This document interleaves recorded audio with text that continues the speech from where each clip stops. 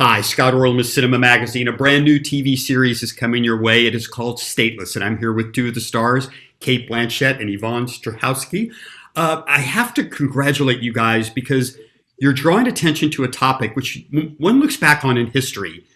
The contributions of immigrants is astronomical. What they've done, whether they've moved from country to country or city to city, people who've been immigrants have been celebrated. And as this show kind of shines a spotlight on, we're living in an age now where we're terrified of them. What happened? Good yes. question. Well, yeah. Do you want to go, Yvonne?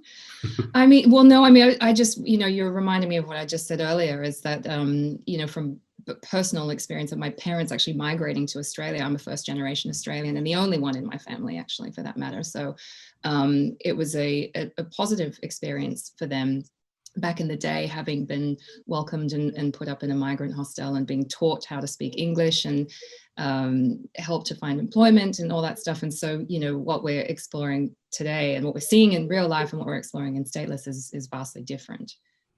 And Cate, as a producer as well as an actor in this, what conversations are you hoping that the show will generate? Well, we wanted to look at the treatment of asylum seekers and refugees from many different angles. That we wanted to describe the experience of the refugee experience and what it's like to be dislocated, to be ripped from your home, because of course refugees are fleeing from persecution. They're not just wandering in the hope of a better life and a better job. So they're actually fleeing violence, and it's not safe for them to be in their home country. So they're displaced. But we wanted to look at describe a system that is not working. And I think that, the pandemic has revealed that we're labouring under systems of great iniquity that are not serving any of us, and they're slightly mad. And so Tony Ayres, one of my friend and one of my co-creators, kept talking about Stateless as about a system gone mad. And we wanted to look at not only the refugees' encounter with that system, but also the system, the bureaucrats who have to enforce those rules, the people on the ground in the detention centre who have to administer the day-to-day rules, which often are inhumane and go counter to every human instinct that they have. And also to look at the child's experience, and a white Australian woman's experience, to capture the sense that it could be there, but for the grace of God go I. Because I think there's a lot of people who are in a position where they've never even met a refugee, and so through drama you can connect with an experience outside your own. And so that, I think, is in the DNA of Stateless. When you talk about the movie, the show being a drama, which it absolutely is, but both of you kind of tap into your musical aptitude. Cate, you get to sing. Yvonne, you get to dance. Talk a little bit about the preparation for that, and what skill set do you think you have now because of this? Or not. But my play, and with the wonderful Dominic West, a leader of a kind of a performance cult that is all about, and all cults are based on reforming your identity and separating you from your past and ripping you apart from your family, which is what Sophie's character goes through.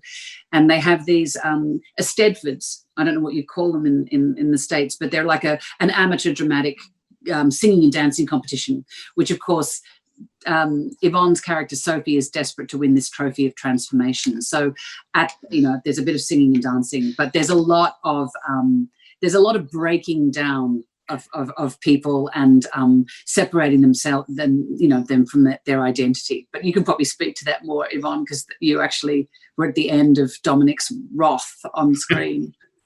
Look, it's not dissimilar in a lot of ways to what we all go through in drama school, really. It's an ideal setup for a cult, really. You use theatre and dance to sort of get down to the most vulnerable part of yourself, which, was perfect for Sophie, who didn't see any safety in her family. So she sought that safety in the characters Cate and Don played. So they were sort of her new parent figures in a lot of ways that she was drawn to, because they were allowing her to be her free self. And of course, they turned on her in the end. But as far as the dancing goes, that was a real treat for me. Look, I may not have been in a cult back in the day, but I grew up in the Dance of Stedford world as a young girl, and I I went to Dance of Stedford's every Saturday and Sunday, actually, with amazing costumes.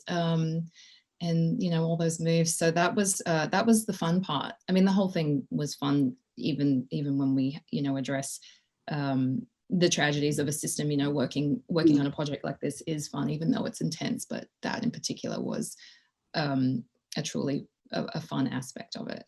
And we thought about. Oh, sorry.